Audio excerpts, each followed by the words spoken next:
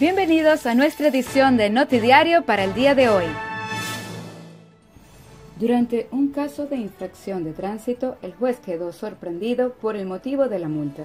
Se trata de una dama, chofer de bus, que durante un control de tráfico, el agente policial, después de confirmar que todos sus papeles estaban en orden, de que el bus estaba en buenas condiciones y que todo funcionaba correctamente, decide ponerle una multa por conducir en sandalias, alegando que en la ley está escrito que un chofer de bus debe vestir ropa adecuada para su seguridad y la de los pasajeros.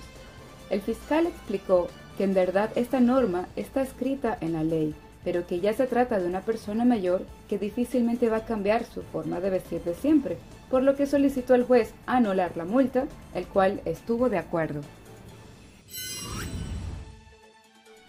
Se activaron las alarmas en el Centro Médico de Curazao debido a que las 16 camas del área de cuidados intensivos llegó a su límite con pacientes de COVID-19.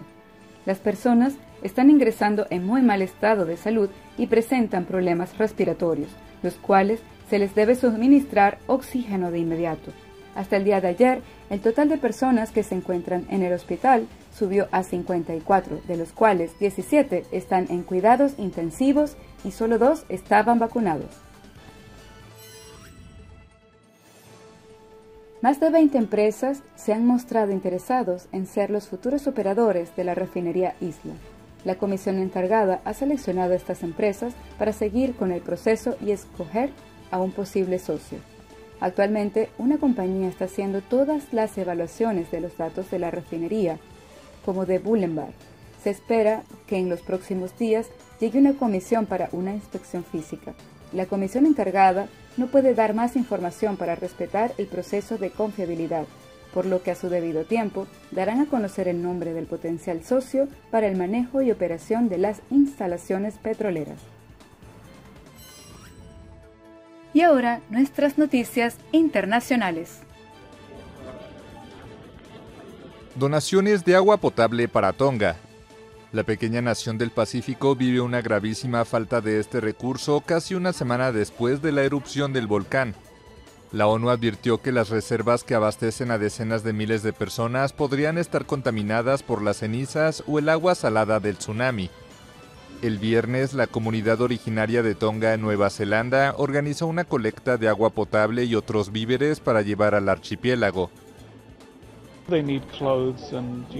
Necesitan ropa y algunas comodidades para levantar el ánimo, pero justo ahora se está empacando comida y artículos esenciales no perecederos, agua, quizás cualquier otra cosa que creas que pueda ayudar a la gente a sobrevivir esta catástrofe. Tonga también quedó incomunicada luego de que la erupción del volcán rompiera el cable que conecta el archipiélago a Internet. Las operaciones de rescate comenzaron realmente el jueves, después de que la principal pista de aterrizaje en el país fuera despejada de una gruesa capa de ceniza. Y las labores también se ven complicadas por las medidas para evitar que se propague el COVID-19 en las 170 islas del reino. La erupción alcanzó hasta 30 kilómetros de altura, esparció cenizas, gases y lluvia ácida. Dejó al menos 3 personas muertas, pero aún no se ha determinado el alcance económico de los daños materiales.